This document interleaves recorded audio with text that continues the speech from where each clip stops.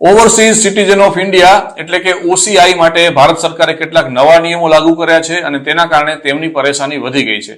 વિદેશમાં overseas Indian community બહુ મોટી છે અને લગભગ 3.2 કરોડ લોકો તેમાં આવે છે. અગાઉ તેમને જે અધિકારો મળતા હતા તે લગભગ ભારતીય સિટીઝન જેવા જ હતા, પરંતુ હવે ઘણું બધું બદલાઈ ગયું છે. હવે તેમને લગભગ વિદેશી નાગરિકની જેમ જ ટ્રીટ કરવામાં આવશે. તે તેમના માટે બહુ ચિંતાજનક વાત છે. અત્યાર સુધી ઓસીઆઈને જે છૂટછાટો મળતી હતી તે હવે મર્યાદિત થઈ જશે. ભારતમાં તેઓ ગમે ત્યાં જઈ શકતા હતા, પરંતુ નહીં જઈ શકે. બિઝનેસમાં પણ તેમને ઘણી બધી છૂટ મળતી હતી, તે પણ હવે બંધ કરવામાં આવશે. તેના કારણે ઓસીઆઈ કાર્ડ ધારકોમાં ટ્રાવેલ, બિઝનેસ અને ધાર્મિક પ્રવૃત્તિને અસર થાય તેવી શક્યતા છે. ઓસીઆઈ માટે જે ફેરફારો થયા તેમાં લોજિસ્ટિક અવરોધો પણ પેદા થવાના છે. ઘણા ઓસીઆઈ હવે જુદા જુદા કામ માટે સરકાર પાસેથી સ્પેશિયલ પરમિટ લેવી પડશે. જેમ કે તેમણે ચોક્કસ વિસ્તારોની મુલાકાત લેવી હોય, બિઝનેસ કરવો હોય અથવા તો ધાર્મિક કાર્યક્રમમાં ભાગ લેવો હોય તો અગાઉ તેઓ મુક્ત રીતે આ કામ કરી શકતા હતા, પરંતુ હવે તેમને પરમિટની જરૂર પડશે.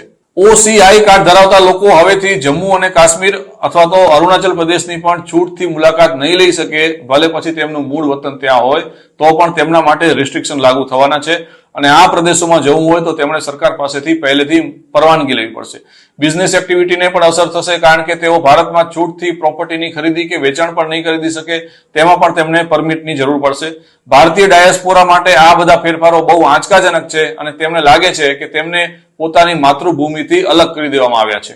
Global organisation of people of Indian ઓરિજિનના ચેરમેન થોમસ અબ્રાહમે પણ ઘણા ઓસીઆઈ જેવો જ વિરોધ વ્યક્ત કર્યો છે. તેમણે કાર્ડ ધારકો વચ્ચે ચિંતા વ્યક્ત કરી છે અને તેમણે કહ્યું કે આટલા બધા જો અવરોધો હશે તો અમે ભારતના બદલે બીજે ક્યાંક જતા રહીશું.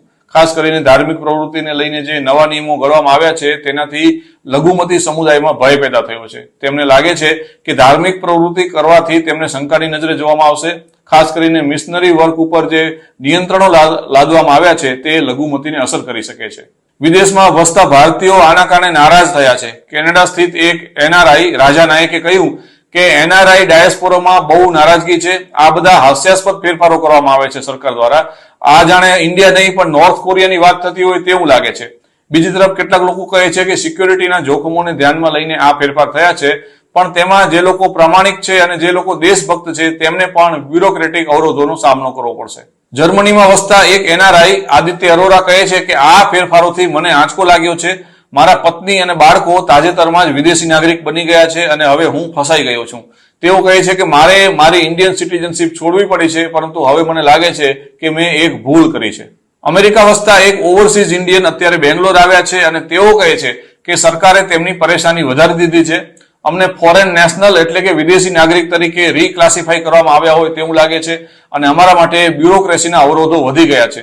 હવે અમારે ગમે ત્યાં ટ્રાવેલિંગ કરવું હોય તો પણ પરમિટ લેવી પડશે, બિઝનેસ કરવા માટે પણ મંજૂરી લેવી પડશે અને સરકારે અમારા રોકાણોને આવકાર આપવો જોઈએ, તેના બદલે અમને દૂર ધકેલવા માંગે છે તેવું લાગે છે. માર્ચ મહિનામાં ગૃહ મંત્રાલય દ્વારા આ નવા નિયમોની જાહેરાત કરવામાં આવી હતી અને હવે તે અમલમાં આવી રહ્યા છે, પરંતુ તેના કારણે વિદેશમાં વસતા કરોડો ભારતીય મૂળના લોકોની લાઈફને અસર થશે તેવું લાગે છે.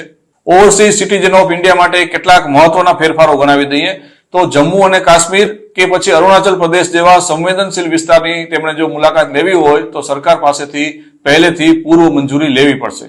બીજું કે ભારતમાં મિલકત ખરીદવી હોય કે વેચવી હોય તો તેના માટે પણ સ્પેશિયલ પરમિશનની જરૂર પડશે. આરબીઆઈ દ્વારા વધારાની ચકાસણી પણ કરવામાં આવશે. અમુક ધાર્મિક પ્રવૃત્તિઓ કરવી હોય જેમ કે મિશનરી વર્ક કરવું હોય તો સરકારની પરવાનગી લેવી પડશે અને તેના કારણે તેમની ચકાસણી વધી જાય તેવી બીક છે.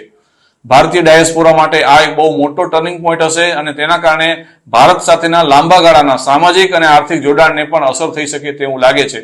દુનિયાભરના ઓસીઆઈને કદાચ લાગશે કે તેમની સાથે હવે પોતાના નાગરિકની જેમ વર્તન કરવામાં નહીં આવે અને તેમને હવે ભારત સરકાર વિદેશી ગણી રહી છે.